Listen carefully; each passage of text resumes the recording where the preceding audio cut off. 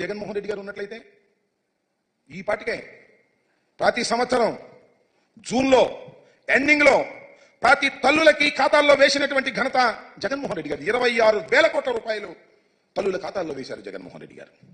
ఇవాళ జులై వచ్చింది, GO issue చేశారు అంతే, పాత జీవోలాగానే.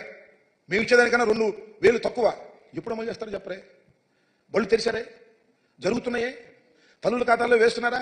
ఎప్పుడు వేస్తారు చెప్పండి నారా చంద్రబాబు నాయుడు గారని అడుగుతా ఉన్నాం. ఈ సందర్భంగా వైఎస్ఆర్ కాంగ్రెస్ పార్టీ తరపున మేము అడిగితే శ్రీనివాస్ అనేది రేపేదో ఆవేశపడిపోతాడు.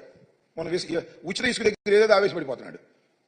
చేయలేని వ్యక్తి ఏం చేస్తాడు? ఆవేశపడటం, జగన్మోహన్ రెడ్డి గారిని తిట్టడం, జగన్మోహన్ రెడ్డి గారిని దూషించడం, జగన్మోహన్ రెడ్డి గారిని అనరాని మాటలు అనడం, దెయ్యం అంటాం, భూతం అంటాం, ఇలాంటి పిచ్చి పిచ్చి మాటలు మాట్లాడి కాలం గడుపుకోవాలని ప్రయత్నం చేస్తున్నారు.